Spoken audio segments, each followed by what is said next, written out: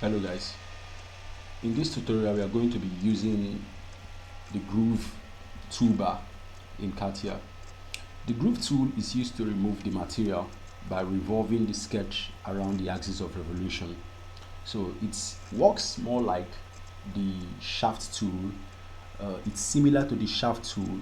The only difference between the groove and the shaft is that this is a material removing operation instead of a material addition operation.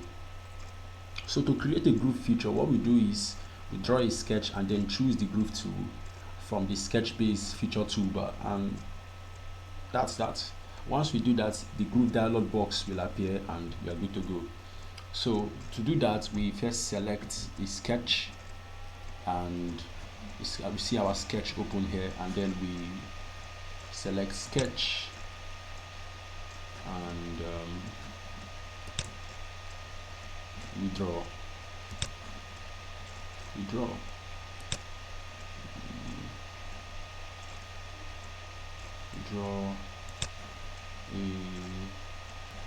rectangle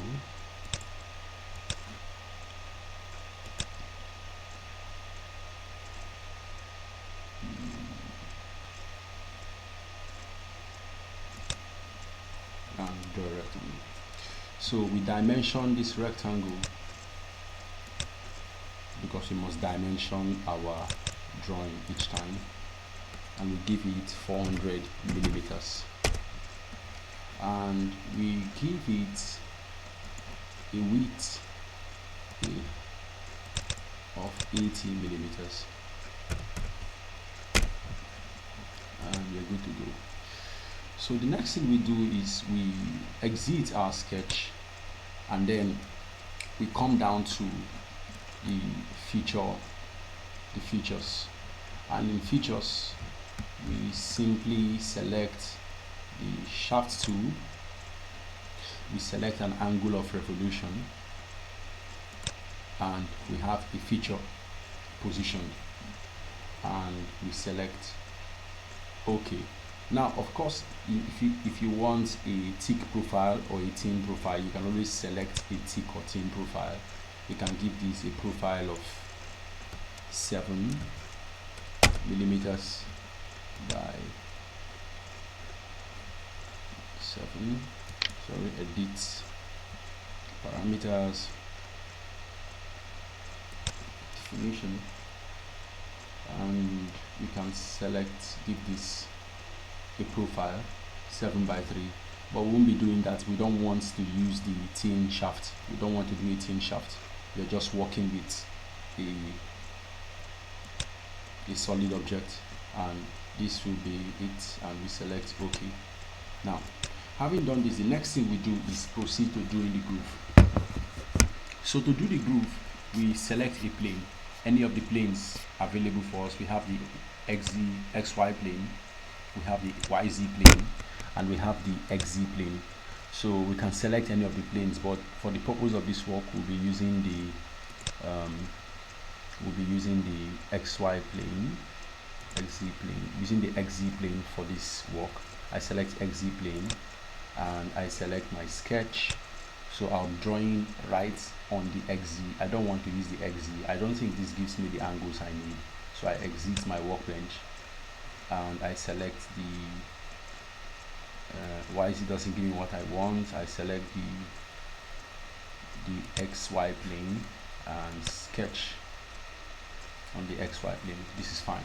So now, sketching on the XY plane, I do something really simple. Select a line. I want a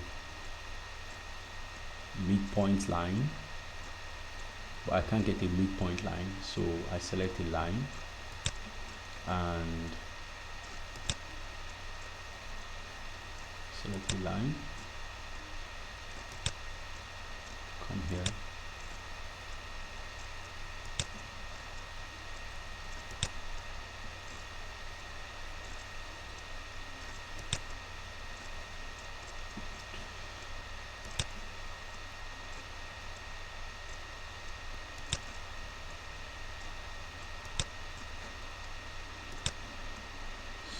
line,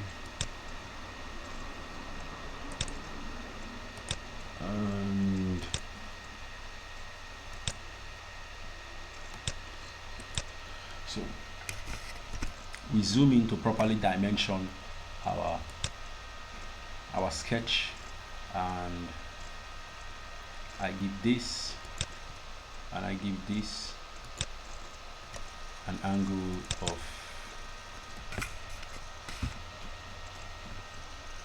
120. 120 seems too steep. Probably 100. 100 seems nice. 100. We give this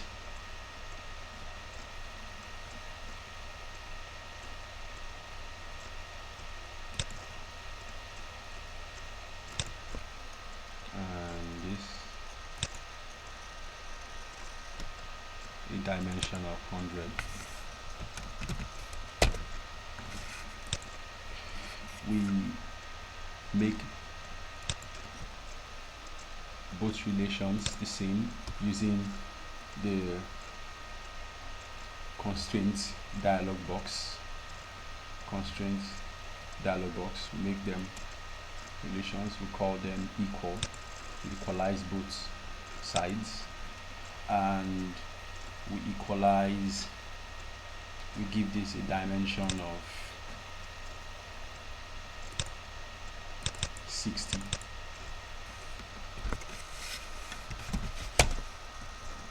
And that's about it. So we exit the sketch and we work with the groove tool. So what the groove tool does, like I mentioned, is it removes material. That's what the groove tool does. It works like the shaft tool, but what it does is remove material. So we are going to be removing material on the body of this model using the sketch outlined below. So what we do is we select groove, and once we select groove, the groove definition pops up, and then we will select the axis of revolution. So we can select, there are various axes of revolution available for us. We can select this side, this line as the axis of revolution. We can select this line as the axis of revolution. We can select this line as the axis of revolution. So if we see here, we see that the sketch is already selected and the angles are already given 360 degrees. So we have a total revolution and not a part revolution. So the sketch is selected, this sketch 8 is selected, and we have to select the axis of revolution. So we select this line as our axis of revolution. And sorry, I think that I accidentally selected this line as a revolution. And once that is done, we see this happening.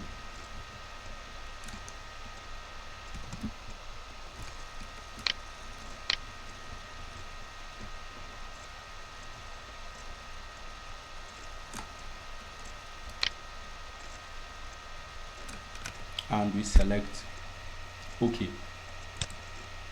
And when we select OK, we see that our sketch has removed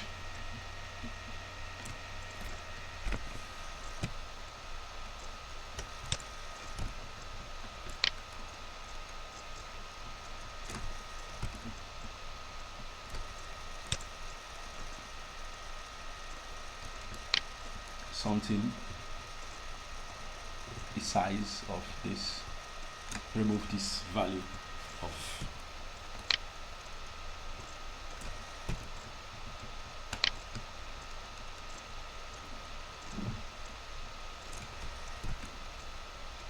you see this is evident what our sketch has removed,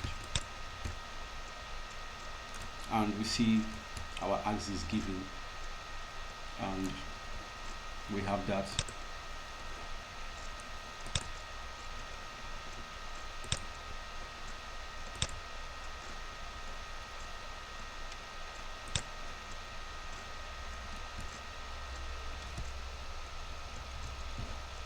We see our axis given. We have this space spaced out right inside our sketch. We have this space Done. Now, one more thing. We can also give this a certain thickness if we don't like the thickness of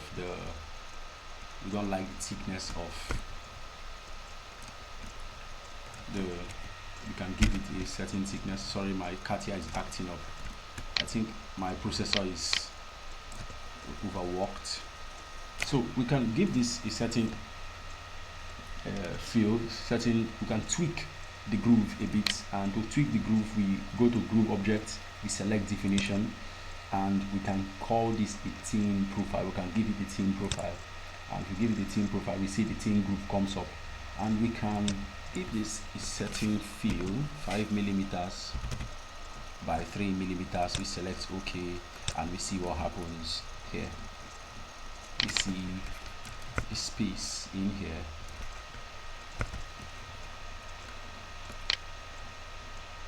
It's being grooved, and you see the space given to us here.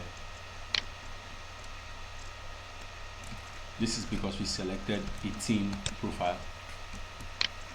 So it's up to you how you intend to use your part for the work, how you intend to use the groove. Whatever works for you, you use the groove. However it works for you, you use the groove. So we can always tweak the setting of the groove using to tweak the setting of the groove.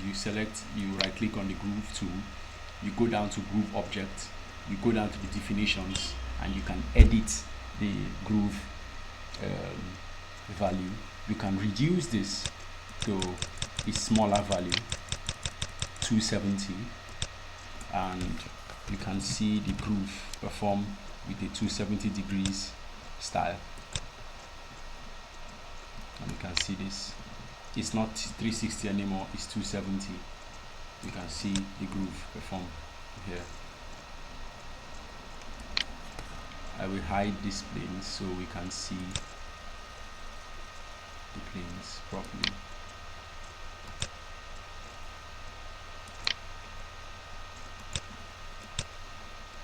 So you can see the groove properly. It's a very fine way to do grooves, so we can understand what's going on.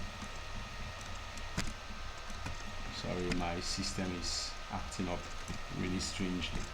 It's quite funny. So this is how you perform grooving functions.